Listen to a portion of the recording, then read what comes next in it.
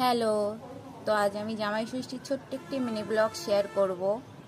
তো প্রথম থেকেই করতে পারিনি ভিডিওটা, তাই বাটার থেকে শুরু করছি। তো মা প্রথমে তার বড় জামাই মিনময়কে আশীর্বাদ করছে। তো করতে করতে আমরা খুব গল্প আর হাসি ঠাট্টাও করছিলাম। এরপরে পাখার আমের, এটা কখনো আমি দেখিনি, প্রথম দেখছি আমিও। তো মাসি মাকে বারবার বলে দিচ্ছে এইভাবে বরণ কর, এইভাবে বরণ কর। তো মা ভুলই করছে আর হাসছে, বলছে আমি কোনোদিন করিনি, কীভাবে করতে জানি না। তো এই দইটা খাওয়ানোর সময় আমার বোন মাকে বলছে যে তুমি দই দিয়েই বরণ করো যখন জানো না। তো সেটা নিয়ে একটু হাসি ঠাট্টা ভালোই চলছিল আমাদের মধ্যে। একটা ভালোই বড় গল্প ছিল পাখা আর আমের। তারপর এক জামাই চুপচাপ বসে আছে, সে কিছু বলছে না, কারণ সে ভাবছে আমার কখন এখন আশীর্বাদ হবে। ও তো খাওয়াই শুরু করতে পারছে না, কারণ খেতে খুবই ভালোবাসে। এই যে তার পর্ব চলে এসছে, মাসি তার জামাইকে আশীর্বাদ করছে। তো মাকে বারবার বলছে এইভাবে বলছিলাম করতে, পাখার আম নিয়ে আশীর্বাদ। তো বললো ঠিক আছে পরের বার করব। এই যে দই খাইয়ে দিচ্ছে। সকালের আমাদের বাটার মেনু ছিল এই সবগুলো।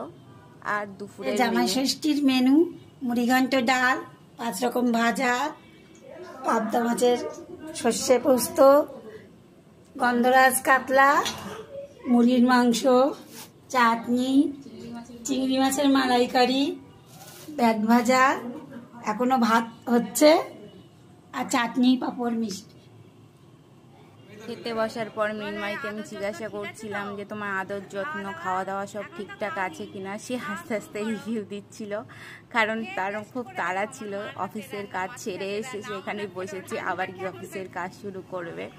তো আরেক জামাইকে যখন জিজ্ঞাসা করা, সে বলছে আগে খাবো তারপরে রিভিউ দেবো। আমি তো জানিই না খেতে কেমন হয়েছে, কীভাবে বলি। তো এটা নিয়েই খুব হাসি ঠাট্টা চলছিল। তো বলছে ঠিক আছে খাওয়া দাওয়া শুরু করি। আমার বর তো বসেই আছে আমার ভিডিওর জন্যে, খেতেই পাচ্ছিল না।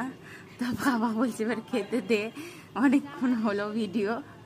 তো এই হাসতে হাসতে এ পর্যন্তই শেষ করছি। তো ভালো লাগলে একটু লাইক শেয়ার একটু করে দিও। Bye bye, tata. সবাই ভালো থেকো, সুস্থ থেকো।